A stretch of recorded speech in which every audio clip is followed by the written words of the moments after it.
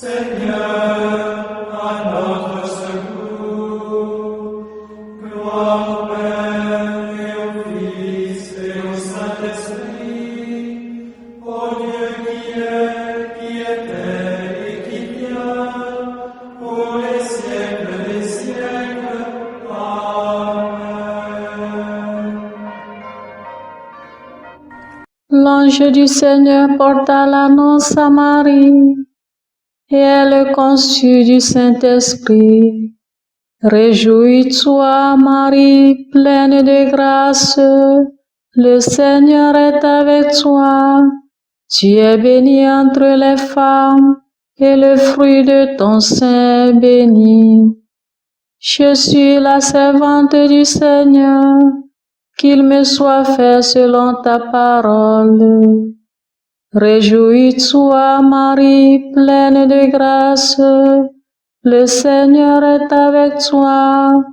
Tu es bénie entre les femmes, et le fruit de ton sein est béni. Et le Verbe s'est fait chair, et il a demeuré parmi nous. Réjouis-toi, Marie, pleine de grâce, le Seigneur est avec toi. Tu es bénie entre les femmes, et le fruit de ton sein est béni.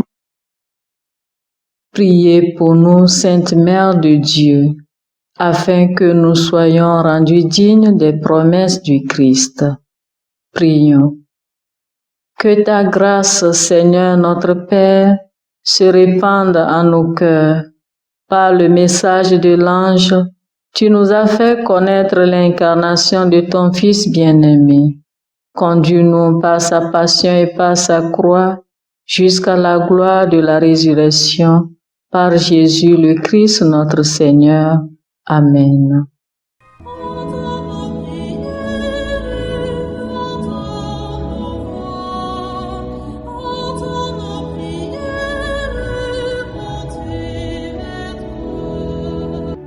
Seigneur, dans le silence de ce jour naissant, je viens te demander la paix, la sagesse, la force.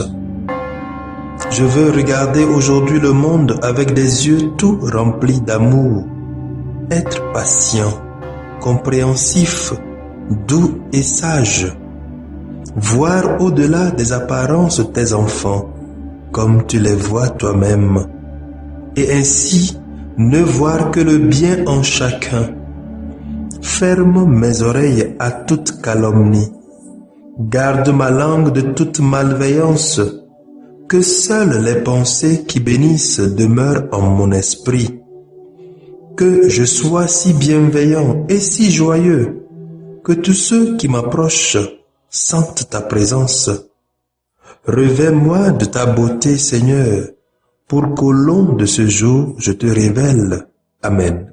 Abonnez-vous à notre chaîne YouTube et cliquez la cloche de notification pour recevoir nos prochaines vidéos. Écoutons les textes du mardi 6 septembre 2022 année C, lu par Sœur Sophie Catania, sœur missionnaire de Notre-Dame des Apôtres, et le diacre Jean-Paul Larsson, Société des missions africaines, commenté par le révérend Père Horacio Tegui, Société des missions africaines. Lecture de la première lettre de Saint Paul apôtre aux Corinthiens, chapitre 6, versets 1 à 11. Frères, lorsque vous avez un désaccord entre vous, comment se fait-il que vous alliez en procès devant des juges païens au lieu de vous adresser aux membres du peuple saint? Ne savez-vous pas que le peuple saint jugera le monde? Et si c'est vous qui devez juger le monde, serez-vous indigne de juger des affaires de moindre importance? Ne savez-vous pas que nous jugerons les anges de Satan? À plus forte raison les affaires d'ici-bas. Quand vous avez des affaires de ce genre, Pourquoi allez-vous prendre comme juge des gens que l'Église compte pour rien? Je vous dis cela pour vous faire honte.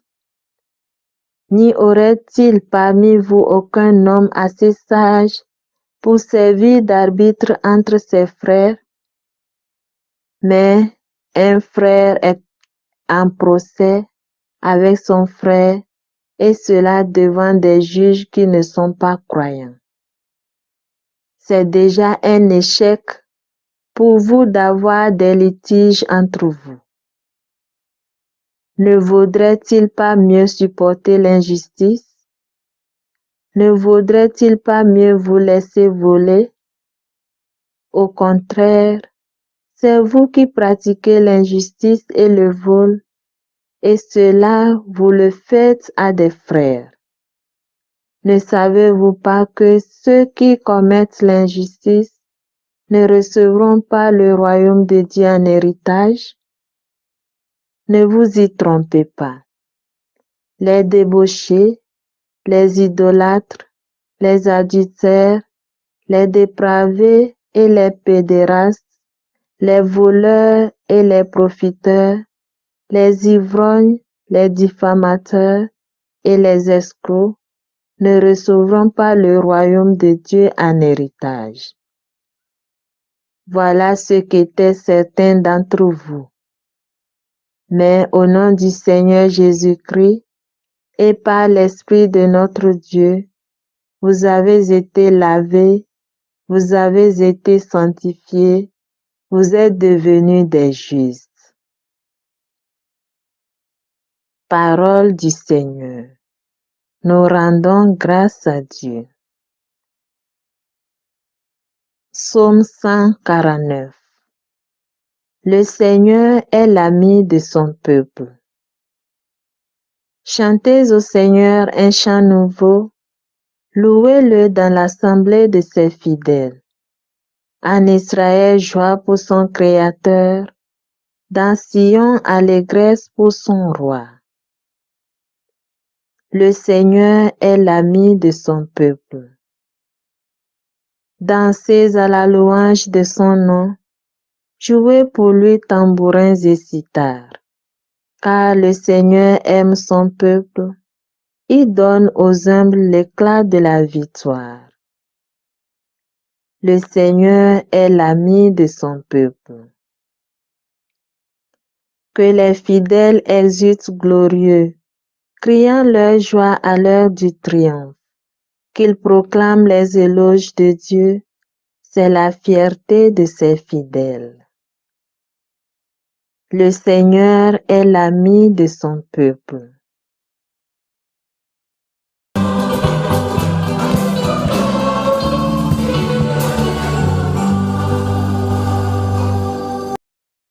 Le Seigneur les a choisis du milieu du monde pour qu'ils portent du fruit, un fruit qui demeure.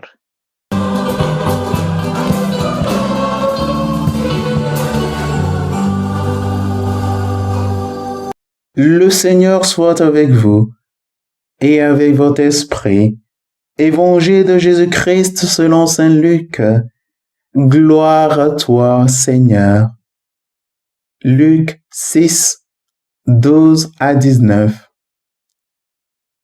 En ces jours-là, Jésus s'en alla dans la montagne pour prier, et il passa toute la nuit à prier Dieu.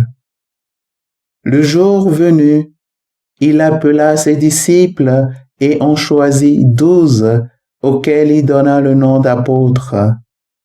Simon, auquel il donna le nom de Pierre, André son frère, Jacques, Jean, Philippe, Barthélemy, Matthieu, Thomas, Jacques fils d'Alphée, Simon appelé le Zélote, Jude fils de Jacques et Judas Iscariote qui devint un traître. Jésus descendit de la montagne avec eux et s'arrêta sur un terrain plat. Il y avait là un grand nombre de ses disciples et une grande multitude de gens venus de toute la Judée, de Jérusalem et du littoral de Tyr et de Sidon. Ils étaient venus l'entendre et se faire guérir de leur maladie. Ceux qui étaient tourmentés par des esprits impurs retrouvaient la santé. Et toute la foule cherchait à le toucher parce qu'une force sortait de lui et les guérissait tous. Acclamons la parole de Dieu. Louange à toi, Seigneur Jésus.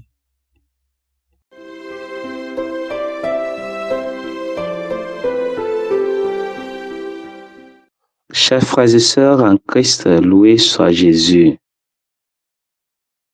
Nous avons écouté dans l'évangile de ce matin que Jésus s'en alla dans la montagne pour prier et il passa toute la nuit à prier Dieu. Chers frères et sœurs en Christ, quel est le rôle de la prière dans notre vie en tant que chrétien?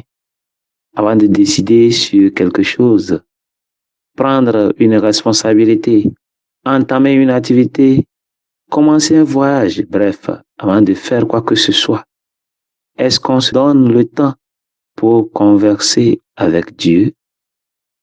Voici, nous venons d'entendre que Jésus est notre maître, celui que nous suivons. Avant de choisir ses disciples, s'est mis à l'écart pour discuter avec son Père, demandant-lui quoi faire, ce qu'il faut pour l'aider dans sa mission du salut. Nous sommes appelés à faire de même, c'est-à-dire mettre Dieu au premier plan de tout ce que nous allons entreprendre. Seul lui, la sagesse parfaite, peut nous orienter sur le bon chemin à accomplir des bonnes œuvres. Et c'est cette conviction que Saint Paul a, ce qui fait qu'il a exprimé son mécontentement contre le peuple de Corinthe lorsqu'il a appris que les chrétiens vont chez les païens pour juger leurs affaires, comme nous venons de l'écouter dans la première lecture. Entre nous, lorsqu'on demande à quelqu'un qui ne connaît pas le Christ de faire le procès des chrétiens, quel verdict il peut donner? Ne va-t-il pas juger le problème selon la raison pure, les lois mondaines, sans se laisser guider par la sagesse divine? Oui. Par contre, si le juge est chrétien, déjà, en écoutant le problème, il va commencer par l'analyser à la lumière de la parole de Dieu, tout en restant dans la prière.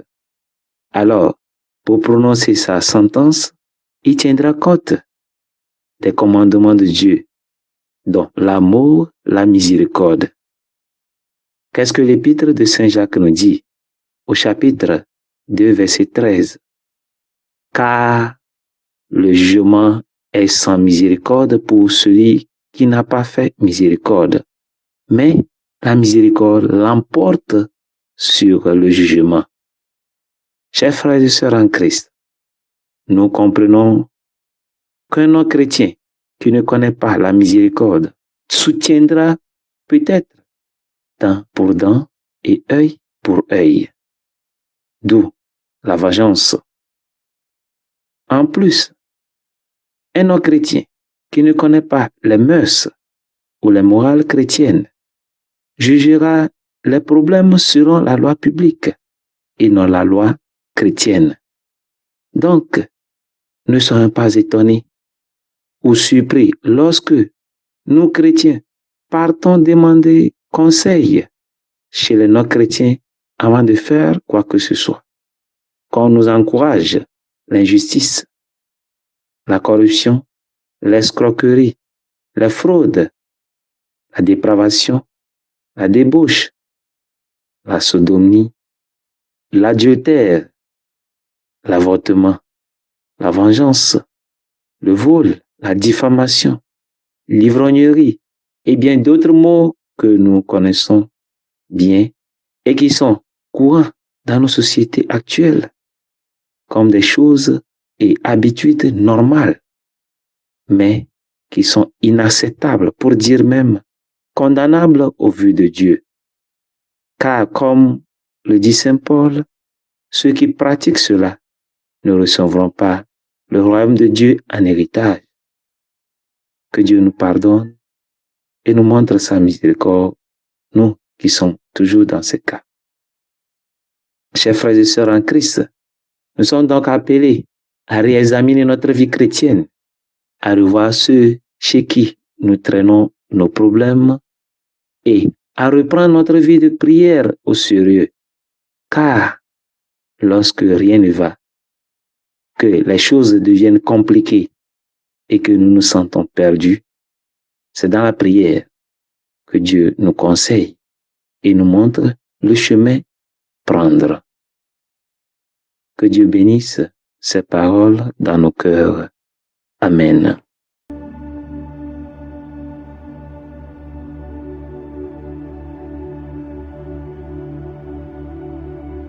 Que le Seigneur Tout-Puissant et Miséricordieux nous bénisse et nous garde. Le Père, le Fils et le Saint-Esprit. Amen. Bénissons le Seigneur. Nous rendons grâce à Dieu. Suivez désormais sur vos smartphones et ordinateurs toutes les actualités de l'Église catholique en Afrique et dans le monde entier sur SMA Togo TV. Le Samaritain aujourd'hui, on ne l'a pas, mais c'est nous qui sommes les Samaritains. Nous devons suivre l'exemple de Jésus sur cette terre. C'est l'écoute de la parole, l'opportunité d'être en communion avec le Christ. SMA Togo TV est accessible 24 heures sur 24 en direct sur le www.smatogo.tv, YouTube, SMA Togo TV, Facebook, SMA Togo TV. Téléchargez l'application SMA Togo TV dans Play Store. Foi, éducation, santé, société, développement, entrepreneuriat, humour et sport, tout est passé au peigne fin sur votre web TV. SMA Togo TV, la première chaîne missionnaire.